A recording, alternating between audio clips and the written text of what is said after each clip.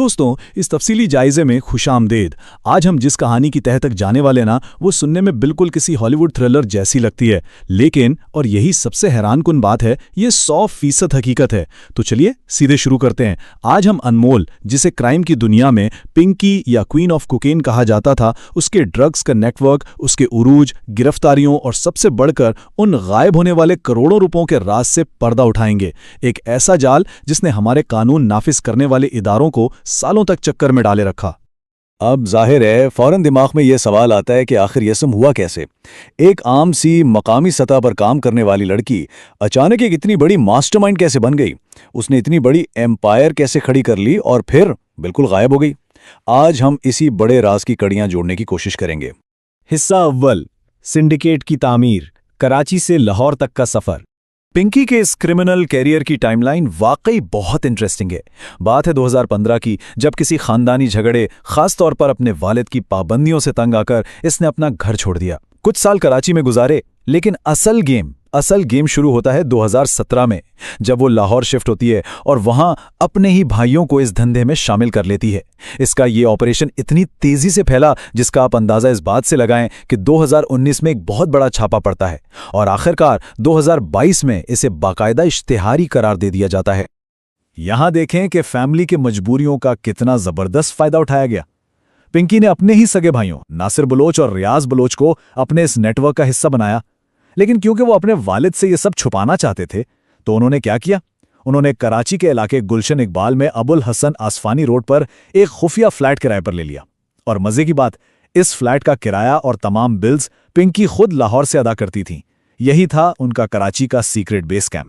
तो यहां समझने वाली बात यह है कि ये कोई आम छोटा मोटा खानदानी काम नहीं था, ये प्रॉपर एक कॉरपोरेट स्टाइल का बिजनेस मॉडल था। स्टेप 1, ड्रग्स डायरेक्ट लाहौर से भेजी जाती थीं। स्टेप 2, भाई उनको आगे कराची में डिस्ट्रीब्यूट करते थे। स्टेप 3, जो भी मुनाफा होता उसका 50% हिस्सा दोनों भाई आपस में कैश बांट लेते थे। और आखिरी स्टेप, बाकी का 50% पैसा सीधा पिंकी के बताए हुए बैंक अकाउंट्स में जमा हो जाता था। सोचिए सप्लाई चेन का ये कितना जबरदस्त और जाहिर है कितना खतरनाक नेटवर्क था। दूसरा हिस्सा 2019 का स्टिंग ऑपरेशन। 1 सितंबर, बिलाल चौरंगी। ये वो टर्निंग पॉइंट था जहां से इस सिंडिकेट की चूलें हिलना शुरू हुईं। 1 सितंबर 2019 को एंटी नारकोटिक्स फोर्स को एक खुफिया इत्तला मिलती है कि ड्रग्स की एक बहुत बड़ी खेप कराची पहुंच रही है। और सच मानिए, ये किसी एक्शन मूवी के सीन से कम नहीं था। डिलीवरी का वक्त शाम 6 बजे सेट था और जगह थी कुरंगी के इलाके बिलाल चौरंगी। एजेंट्स वहां आम सी बिना नंबर प्लेट वाली गाड़ियों में घात लगाए बैठे थे। ठीक 6 बजे एक बुर्कापोश खातून काले रंग के बैग के साथ वहां आती है और बस फिर क्या था, कुरियर लाने वाली और सामान वसूल करने वाला दोनों रंगे हाथों पकड़े जाते हैं। लेकिन ठहरिए, इस कहानी में एक बेहद अफसोसनाक इंसानी पहलू भी है जिसे हम नजरअंदाज नहीं कर सकते। इन्वेस्टिगेशन रिपोर्ट्स की ये डिटेल्स वाकई दिल दहला देने वाली हैं। हुआ ये कि जो कुरियर खातून थी, जिसका नाम नसीम बीबी था, वो लोगों का शक दूर करने के लिए क्या करती थी? वो अपनी छोटी सी मासूम बेटी को हर स्मगलिंग के सफर में अपने साथ रखती थी। और जब गिरफ्तारी हुई तो इस बच्ची को भी, जिसे दुनिया का कुछ अता पता नहीं था, अपनी मां के साथ जेल जाना पड़ा। ये उस धंधे की वो तारीख हकीकत है जो बहुत कम बाहर आती है। और क्या आप जानते हैं कि जो शख्स मौके पर वो ड्रग्स लेने आया था वो कौन था? वो कोई और नहीं, पिंकी का अपना सगा भाई नासिर बलोच था। इससे हमें अंदाजा होता है कि ये पूरी फैमिली ग्राउंड लेवल के इस खतरनाक धंधे में किस हद तक घुसी हुई थी। ये लोग सिर्फ पीछे बैठकर हुक्म नहीं चला रहे थे, बल्कि खुद सड़कों पर इस पूरे ऑपरेशन का हिस्सा थे। हिस्सा स्वयं, काले धन का पीछा। आखिर कैश किस तरह रियल एस्टेट में तब्दील हुआ? अब यहां थोड़ी सी कंफ्यूजन हो सकती है, तो इसको पहले क्लियर कर लेते हैं। एक तरफ नासिर बलोच है, जो कि पिंकी का भाई और मेन ड्रग डिस्ट्रीब्यूटर है, लेकिन दूसरी तरफ उन्होंने प्रॉपर्टीज खरीदने के लिए एक डमी नाम यानी प्रॉक्सी इस्तेमाल किया, नासिर अली खान। देख रहे हैं नामों की इस मुमासलत को? इस मिलती जुलती आइडेंटिटी का भरपूर फायदा उठाया गया ताकि तमाम असासों को आसानी से छुपाया जा सके। पूरे 6 करोड़ रुपए। सोचिए, ये कोई मामूली रकम नहीं है। जब लाहौर के एक बैंक अकाउंट से ये पैसा निकला और इसे फ्रीज किया गया तो सब दंग रह गए। इस एक अकाउंट से अंदाजा हो गया था कि इस पूरे रैकेट का लेवल आखिर कितना बड़ा है। अब सवाल यह है कि बैंक में इतने पैसे आना जाना ये इतना आसान कैसे हो गया? दोस्तों, ये अकाउंट दरअसल एक जाली सैलरी अकाउंट के तौर पर खोला गया था। पिंकी ने एक डमी कंपनी जिसका नाम प्राइड ट्रेडर्स रखा गया था उसका लेटर हेड इस्तेमाल किया और खुद को वहां का मुलाजिम जाहिर किया। बैंक के एक मैनेजर की शदीद गफलत या शायद मिलीभगत की वजह से इस कंपनी की कोई तहकीकात ही नहीं की गई और इस तरह करोड़ों रुपए का ये काला धन साफ सुथरी तनख्वाह के नाम पर इन अकाउंट्स में घूमता रहा। इस काले धन को सफेद करने के लिए जो तरीका अपनाया गया उसे हम बेनामी प्रॉपर्टीज कहते हैं। आसान लफ्जों में समझें तो बेनामी प्रॉपर्टी ऐसी रियल एस्टेट को कहते हैं जो किसी ऐसे शख्स या प्रॉक्सी के नाम पर खरीदी जाए जो असली मालिक हो ही ना। इसका मकसद सिर्फ और सिर्फ असल मालिक की पहचान को छुपाना और इस इल्लीगल आमदनी को ठिकाने लगाना होता है। और अगर आप इन बेनामी जायदादों की फहरिस्त सुने तो हैरत में मुब्तला हो जाएंगे। ग्वादर के ग्रीन पाम हाउसिंग प्रोजेक्ट में पूरा 1 कनाल का प्लॉट और फिर बहरिया टाउन कराची की स्पोर्ट्स सिटी में 500 गज का प्लॉट। यानी पिंकी ने कितनी दूर अंदेशी का मुजाहरा किया था। उसने ड्रग्स से बनने वाले इस काले धन को तेजी से ग्रो करती हुई प्रॉपर्टी मार्केट में पार्क कर दिया और ये सब इन्हीं प्रॉक्सीज के जरिए हुआ ताकि एंटी मनी लॉन्ड्रिंग वालों के राडार से बचा जा सके। चौथा और आखिरी हिस्सा, कानून से फरार या यूं कहिए सिस्टम का इस्तेहसाल। इस हिस्से में हम देखेंगे कि आखिर ये सिंडिकेट गिरफ्तारियों के बावजूद कानून को धोखा देने में कैसे कामयाब रहा। अब जरा इंसाफ के इस घूमते हुए दरवाजे की सूरत हाल को देखें। पिंकी का भाई नासिर बलोच, जो याद है ना आपको 2019 में कराची में रंगे हाथों पकड़ा गया था, वो बाआसानी जमानत पर बाहर आता है और फिर 2020 में लाहौर में एक और केस में दोबारा गिरफ्तार हो जाता है। लेकिन यहां सबसे बड़ी हैरानी की बात यह है कि जनवरी 2021 तक वो बिल्कुल बाइज्जत भरी भी हो जाता है। कमाल है ना। अब जो बात मैं आपको बताने जा रहा हूं ये इन्वेस्टिगेशन डॉक्यूमेंट्स में दर्ज एक इंतहाई चौंका देने वाला इल्जाम है। हम यहां गैर जानिबदाराना तौर पर सिर्फ और सिर्फ रिपोर्ट्स की बेस पर बात कर रहे हैं, जिसके मुताबिक अपने भाई की इस रिहाई को यकीनी बनाने के लिए पिंकी ने मुबैना तौर पर उसी पुलिस ऑफिसर से शादी कर ली जिसने लाहौर में उसे गिरफ्तार किया था। अगर ये सच है तो ये हमारे सिस्टम के अंदर मौजूद मुबैना करप्शन की एक ऐसी तस्वीर पेश करता है जो वाकई खौफनाक है। और इस कहानी में एक और कानूनी तातुल आता है दिसंबर 2021 में। Sindh high court anti narcotics force की इस दरख्वास्त को ही मुस्तरद कर देती है जिसमें नासिर बलोच की जमानत मंसूख करने की अपील की गई थी। अदालत करती क्या है, वो बस इसका नाम एग्जिट कंट्रोल लिस्ट यानी ECL में डाल देती है ताकि वो मुल्क से बाहर ना जा सके। लेकिन जरा मंतिक सोचिए, जिस बंदे का सारा इल्लीगल धंधा और ड्रग्स का नेटवर्क चल इस मुल्क के अंदर रहा हो, भला उसे बाहर जाने की क्या जरूरत है? वो तो सीना तान कर अपना काम जारी रख सकता था। तो ये थे वो तमाम हकायक जो आज हमें एक इंतहाई अहम और परेशान कुन सवाल के साथ छोड़ जाते हैं। अगर एक इतना बड़ा क्रिमिनल नेटवर्क इतने आराम से खुफिया तौर पर अपना धंधा चला सकता है, हमारे बैंक्स के पूरे सिस्टम की आंखों में धूल झोंक कर फ्रॉड कर सकता है और सालों तक हमारी अदालतों और कानूनी शिकंजों से बच निकलने में कामयाब रहता है, तो आखिर इस करप्शन का जाल कितना गहरा है, इस पर जरूर सोचिएगा।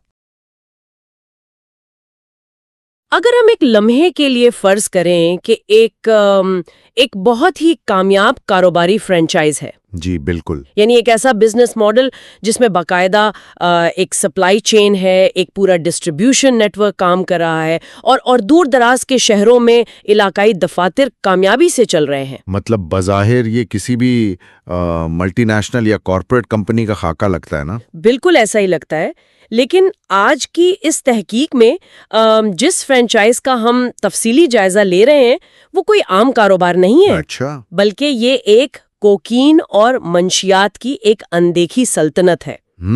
आज का हमारा मिशन ये समझना है कि कैसे एक आम सी लड़की जिसे दुनिया अनमोल उर्फ पिंकी के नाम से जानती है, जी। उसने हमारे खानदानी रिश्तों और बैंकारी निज़ाम की खामियों को इस्तेमाल करके ये पूरा नेटवर्क खड़ा किया। और हाँ, ये सारी मालूमात मुमताज़ सहाफ़ी फ़हीम सिद्दीकी के YouTube चैनल FIR की तहकीकाती रिपोर्ट से ली गई हैं। देखें, इस सारी सूरत हाल का बगौर जायजा लिया जाए तो ये महज गली कूचों में मुंशियात बिकने की आम सी दास्तान नहीं है।